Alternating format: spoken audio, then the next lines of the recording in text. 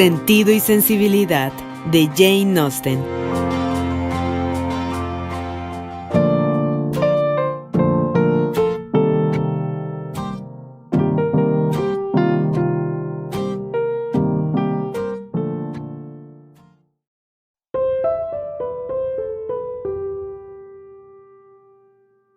En su viudez, la señora Jennings había quedado en poder de una generosa renta por el usufructo de los bienes dejados por su marido. Solo tenía 2 hijas a las que había llegado a ver respetablemente casadas, y por tanto, ahora no tenía nada que hacer sino casar al resto del mundo. Hasta donde era capaz, era celosamente activa en el cumplimiento de ese objetivo, y no perdía oportunidad de planificar matrimonios entre los jóvenes que conocía. Era de notable rapidez para descubrir quién se sentía atraído por quién y había gozado del mérito de hacer subir los rubores y la vanidad de muchas jóvenes con insinuaciones relativas a su poder sobre tal o cual joven. Y apenas llegada a Barton, este tipo de perspicacia le permitió anunciar que el coronel Brandon estaba muy enamorado de Marianne Dashwood. Más bien, sospechó que así era la primera tarde que estuvieron juntos, por la atención con que le escuchó cantar, y cuando los Middleton devolvieron la visita y cenaron en la cabaña, se cercioró de ello al ver otra vez cómo le escuchaba.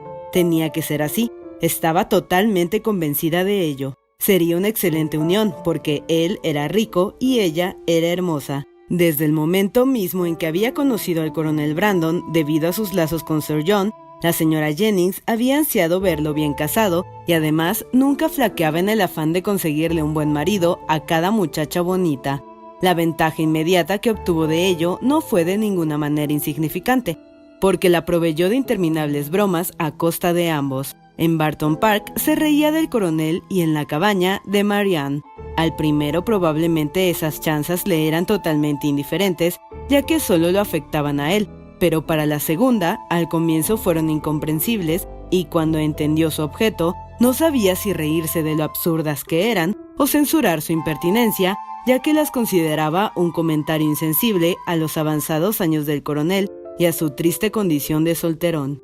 La señora Dashwood, que no podía considerar a un hombre 5 años menor que ella tan excesivamente anciano como parecía ante la juvenil imaginación de su hija, intentó limpiar a la señora Jennings del cargo de haber querido ridiculizar su edad. Pero mamá, al menos no podrá negar lo absurdo de la acusación, aunque no la cree intencionalmente maliciosa. Por supuesto que el coronel Brandon es más joven que la señora Jennings, pero es lo suficientemente viejo para ser mi padre, y si llegara a tener el ánimo suficiente para enamorarse, ya debe haber olvidado qué se siente en esos casos. Es demasiado ridículo. ¿Cuándo podrá un hombre liberarse de tales ingeniosidades si la edad y su debilidad no lo protegen? ¿Debilidad?, exclamó Elinor. ¿Llamas débil al coronel Brandon? Fácilmente puedo suponer que a ti su edad te parezca mucho mayor que a mi madre, pero es difícil que te engañes respecto a que si está en uso de sus extremidades. Ay, ¿no lo escuchaste quejarse de reumatismo? ¿Y no es esa la primera debilidad de una vida que declina? Mi querida niña, dijo la madre riendo. Entonces debes estar en continuo terror de que yo ya haya entrado también en la decadencia. Debe parecerte un milagro que mi vida haya llegado a la avanzada edad de 40 años. Mamá, no estás siendo justa conmigo. Sé perfectamente que el coronel Brandon no es tan viejo como para que sus amigos teman perderlo por causas propias del curso de la naturaleza. Puede vivir 20 años más, pero 35 años no tienen nada que ver con el matrimonio. Quizá, dijo Elinor, sea mejor que una persona de 35 años y otra de 17 no tengan nada que ver con un matrimonio entre sí, pero si de casualidad llegara a tratarse de una mujer soltera a los 27, no creo que el hecho de que el coronel Brandon tenga 35 le despertaría ninguna objeción a que se casara con ella. ¿Una mujer de 27? Dijo Marianne después de una pequeña pausa. Jamás podría esperar o sentir inspirar afecto nuevamente, y si su hogar no es cómodo o su fortuna es pequeña, supongo que podría intentar conformarse con desempeñar el oficio de institutriz, para así obtener la seguridad con que cuenta una esposa. Por tanto, si el coronel se casara con una mujer en esa condición, no habría nada inapropiado, sería un pacto de conveniencia y el mundo estaría satisfecho. A mis ojos no sería en absoluto un matrimonio, pero eso no importa, a mí me parecería solo un intercambio comercial, en que cada uno querría beneficiarse a costa del otro. Sé, dijo Elinor, que sería imposible convencerte de que una mujer de 27 pueda sentir por un hombre de 35 algo que ni siquiera se acerque a ese amor que lo transformaría en un compañero deseable para ella. Debo objetar que condenes al coronel Brandon y a su esposa al perpetuo encierro en una habitación de enfermo por la simple razón de que ayer, un día muy frío y húmedo, él llegó a quejarse de una leve sensación reumática en uno de sus hombros. «Pero él mencionó camisetas de franela», dijo Marianne, «y para mí una camiseta de franela está invariablemente unida a dolores, calambres, reumatismo y todos los males que pueden afligir a los ancianos y débiles. Si tan solo hubiera estado sufriendo de una fiebre violenta, no lo habrías menospreciado tanto. Confiesa, Marianne, ¿no sientes que hay algo interesante en las mejillas encendidas, ojos hundidos y pulso acelerado de la fiebre?» Poco después, cuando Elinor hubo abandonado la habitación, dijo Marianne: «Mamá, tengo una preocupación en ese tema de las enfermedades que no puedo ocultarle. Estoy segura de que Edward Ferrars no está bien. Ya llevamos acá cerca de 15 días y todavía no viene. Tan solo una verdadera disposición podría ocasionar esta extraordinaria tardanza. ¿Qué otra cosa puede detenerlo en Norland?» «¿Tú pensabas que él vendría tan pronto?», dijo la señora Dashwood. «No, al contrario. Si me he llegado a sentir ansiosa al respecto, ha sido al recordar que a veces él mostraba una cierta falta de placer ante mi invitación, y poca disposición a aceptar cuando le mencionaba su venida a Barton. ¿Es que Elinor lo espera ya? Nunca se lo he mencionado a ella, pero por supuesto tiene que estar esperándolo». «Creo que te equivocas, porque cuando ayer le hablaba de conseguir una nueva rejilla para la chimenea del dormitorio de alojados, señaló que no había ninguna urgencia, como si la habitación no fuera a ser ocupada por algún tiempo». «Qué extraño es todo esto. ¿Qué puede significar? Pero todo en la forma en que se ha tratado entre ellos ha sido inexplicable. Cuán frío, cuán formal fue su último adiós. Qué desganada su conversación la última tarde que estuvieron juntos.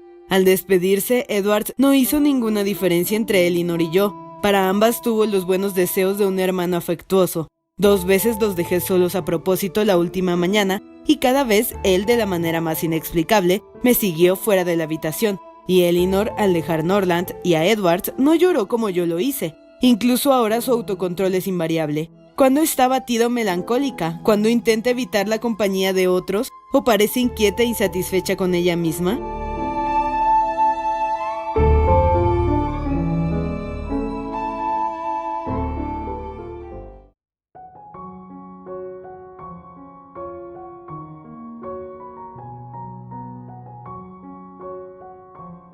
Las Dashwood estaban instaladas ahora en Barton con bastante comodidad. La casa y el jardín, con todos los objetos que los rodeaban, ya les eran familiares. Poco a poco retomaban las ocupaciones cotidianas que habían dado la mitad de su encanto a Norland, pero esta vez con mucho mayor placer que el que allí habían logrado desde la muerte de su padre. Sir John Middleton, que las visitó diariamente durante los primeros 15 días y que no estaba acostumbrado a ver demasiados quehaceres en su hogar, no podía ocultar su asombro por encontrarlas siempre ocupadas. Sus visitantes, excepto los de Barton Park, no eran muchos, a pesar de los perentorios ruegos de Sir John para que se integraran más al vecindario y de haberles asegurado repetidamente que su carruaje estaba siempre a su disposición. La independencia de espíritu de la señora Dashwood venció su deseo de vida social para sus hijas, y con gran decisión rehusó visitar a ninguna familia cuya casa quedara a mayor distancia que la que se podía recorrer caminando. Había pocas que cumplieran tal requisito y no todas ellas eran asequibles. Aproximadamente a 1,5 millas de la cabaña, junto al angosto y sinuoso valle de Allenham, que nacía del de Barton, tal como ya se ha descrito, en una de sus primeras caminatas, las muchachas habían descubierto una mansión de aire respetable que, al recordarles un poco a Norland, despertó interés en sus imaginaciones y las hizo desear conocerla más. Pero a sus preguntas les respondieron que su propietaria, una dama anciana de muy buen carácter, desgraciadamente estaba demasiado débil para compartir con el resto del mundo y nunca se alejaba de su hogar.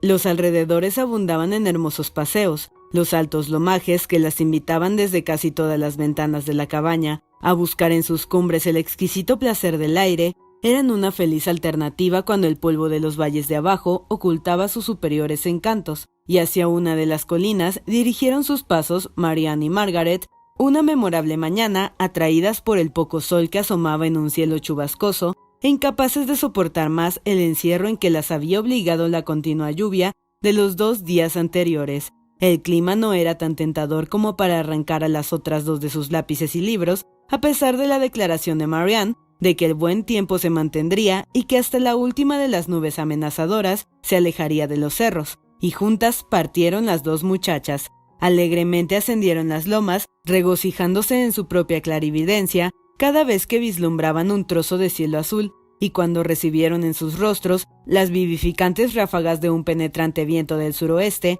lamentaron los temores que habían impedido a su madre y a Elinor la posibilidad de compartir tan deliciosas sensaciones. «Existe en el mundo», dijo Marianne, «una felicidad comparable a esta. Margaret, caminaremos aquí al menos 2 horas». Margaret estuvo de acuerdo y reemprendieron su camino contra el viento, resistiéndolo con alegres risas durante casi 20 minutos más, cuando de súbito las nubes se unieron por sobre sus cabezas y una intensa lluvia les empapó los rostros. Apenadas y sorprendidas, se vieron obligadas, aunque a desgana, a volverse porque ningún refugio había más cercano que su casa. No obstante, les quedaba un consuelo al que pudieron recurrir en ese momento, puesto que la necesidad les dio más decoro del que habitualmente tendrían, y este fue bajar corriendo tan rápido como podían por la falda de la colina que conducía directamente al portón de su jardín. Partieron. Marianne tomó ventaja al comienzo, pero un paso en falso la hizo caer de repente a tierra, y Margaret, incapaz de detenerse para auxiliarla, involuntariamente siguió de largo a toda prisa y llegó abajo sana y salva. Un caballero que cargaba una escopeta con 2 perros pointier que jugaban a su alrededor se encontraba subiendo la colina y a pocas yardas de Marianne cuando ocurrió el accidente. Dejó su arma y corrió en su auxilio. Ella se había levantado del suelo, pero habiéndose torcido un tobillo al caer, apenas podía sostenerse en pie. El caballero le ofreció sus servicios y, advirtiendo que su modestia la hacía rehusar lo que su situación hacía necesario, la levantó en sus brazos sin más tardanza y la llevó cerro abajo. Luego, cruzando el jardín, cuya puerta Margaret había dejado abierta, la cargó directamente al interior de la casa, donde Margaret acababa de llegar, y no dejó de sostenerla hasta sentarla en una silla de la salita. Elinor y su madre se levantaron atónitas al verlo entrar, y mientras le clavaban la vista con evidente extrañeza y a la vez con secreta admiración ante su apariencia, él disculpó su intromisión relatando lo que la había causado, y lo hizo de manera tan franca y llena de gracia que su voz y expresión parecieron hacer mayores sus encantos, aunque ya era extraordinariamente bien parecido. Si hubiera sido viejo, feo y vulgar, igualmente habría contado con la gratitud y amabilidad de la señora Dashwood por cualquier acto de atención hacia su hija, pero la influencia de la juventud, la belleza y elegancia prestó un nuevo interés a su acción que la conmovió aún más. Le agradeció una y otra vez con la dulzura de trato que le era propia y lo invitó a sentarse, pero él declinó hacerlo en consideración a que estaba sucio y mojado. La señora Dashwood le rogó entonces que le dijera con quién debía estar agradecida. Su nombre, replicó él, era Willoughby y su hogar en ese momento estaba en Allenham, desde donde él esperaba le permitiera el honor de visitarlas al día siguiente para averiguar cómo seguía la señorita Dashwood. El honor fue rápidamente concedido y él partió, haciéndose aún más interesante en medio de una intensa lluvia.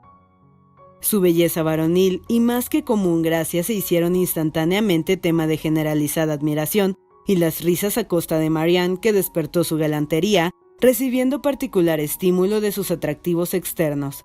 Marianne misma había visto menos de su apariencia que el resto, porque la confusión que enrojeció su rostro cuando él la levantó le había impedido mirarlo después de que entraron en la casa, pero había visto lo suficiente de él para sumarse a la admiración de las demás, y lo hizo con esa energía que siempre adornaba sus elogios. En apariencia y aire era exacto a lo que su fantasía había siempre atribuido al héroe de sus relatos favoritos, y el haberla cargado a casa con tan poca formalidad previa revelaba una rapidez de pensamiento que en forma muy especial despertaba en ella un ánimo favorable a él. Todas las circunstancias que le eran propias lo hacían interesante. Tenía un buen nombre, su residencia estaba en el villorío que preferían por sobre los demás, y muy luego Marianne descubrió que de todas las vestimentas masculinas, la más tentadora era una chaqueta de casa. Bullía su imaginación, sus reflexiones eran gratas, y el dolor de un tobillo torcido perdió toda importancia. Esa mañana Sir John acudió a visitarlas tan pronto como el siguiente lapso de buen tiempo le permitió salir de casa. Tras relatarle el accidente de Marianne, le preguntaron ansiosamente si conocía a Allenham a un caballero de nombre Willoughby. «¡Willoughby!», exclamó Sir John. «Es él que está acá. Pero qué buenas noticias. Cabalgaré hasta su casa mañana para invitarlo a cenar el jueves». «¿Usted lo conoce entonces?», preguntó la señora Dashwood. «Conocerlo, por supuesto que sí, pero si viene todos los años». «¿Y qué clase de joven es?». «Le aseguro que una persona tan buena como el que más. Un tirador bastante decente, y no hay jinete más audaz en toda Inglaterra». «¿Y eso es todo lo que puede decir de él?», exclamó Marianne indignada. «Pero ¿cómo son sus modales cuando se lo conoce de manera más íntima? ¿Cuáles son sus ocupaciones, sus talentos, cómo es su espíritu?». Sir John estaba algo confundido. «Por mi vida», dijo, «no lo conozco tanto como para saber eso. Pero es una persona agradable, de buen carácter, y tiene una perrita pointier de color negro que es lo mejor que he visto. ¿Iba con él hoy?». Pero Marianne era tan incapaz de satisfacer su curiosidad respecto al color del perro del señor Willoughby como lo era él en cuanto a describir los matices de la mente del joven. «¿Pero quién es él?», preguntó Elinor. «¿De dónde viene? ¿Posee una casa en Allenham?». Sobre este punto podía informarlas más Sir John, y les dijo que el señor Willoughby no tenía propiedades personales en la región, que residía allí solo mientras visitaba a la anciana de Allenham Court, de quien era pariente y cuyos bienes heredaría. Y agregó: «Sí, vale la pena atraparlo, le aseguro, señorita Dashwood. Es dueño además de una linda propiedad en Somersetshire, y si yo fuera usted, no se lo cedería a mi hermana menor, a pesar de todo su dar tumbo cerro abajo. La señorita Marianne no puede pretender quedarse con todos los hombres. Brandon se pondrá celoso si ella no tiene más cuidado». «No creo», dijo la señora Dashwood con una sonrisa divertida, «que ninguna de mis hijas vaya a incomodar al señor Willoughby con intentos de atraparlo. No es una ocupación para la que hayan sido criadas. Los hombres están muy a salvo con nosotras, sin importar cuán ricos sean. Me alegra saber, sin embargo, por lo que dice usted, que es un joven respetable y alguien cuyo trato no será de despreciar». «Creo que es una persona tan buena como el que más», repitió Sir John. «Recuerdo la última Navidad en una pequeña reunión en Barton Park, en que él bailó desde las 8 hasta las 4 sin sentarse ni una vez». «¿En verdad?», exclamó Marianne brillándole los ojos. «¿Y con elegancia, con espíritu?». «Sí, y estaba otra vez en pie a las 8, listo para salir a cabalgar». «Eso es lo que me gusta, así es como debiera ser un joven. Sin importar a qué esté dedicado, su entrega a lo que hace no debe saber de moderaciones, ni dejarle ninguna sensación de fatiga». Ya estoy viendo cómo va a ser», dijo Sir John. «Ya veo cómo será. Usted se propondrá echarle el lazo ahora sin pensar en el pobre Brandon». «Esa es una expresión, Sir John», dijo Marianne acaloradamente, «que me disgusta en especial. Aborrezco todas las frases trilladas con las que se intenta demostrar agudeza, y echarle el lazo a un hombre o hacer una conquista son las más odiosas de todas. Se inclinan a la vulgaridad y mezquinidad, y si alguna vez pudieron ser consideradas bien construidas, hace mucho que el tiempo ha destruido toda su ingeniosidad». Sir John no entendió mucho este reproche, pero rió con tantas ganas como si lo hubiera hecho, y luego replicó: Sí, me atrevo a decir que usted, de una manera u otra, va a hacer suficientes conquistas. Pobre Brandon, ya está bastante prendado de usted, y le aseguro que bien vale la pena echarle el lazo, a pesar de todo ese andar rodando por el suelo y torciéndose los tobillos.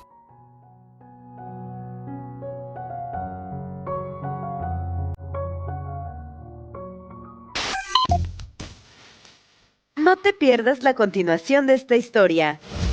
Capítulos todos los lunes, miércoles y viernes. ¡Suscríbete! El Cuentero, con historias para tus oídos.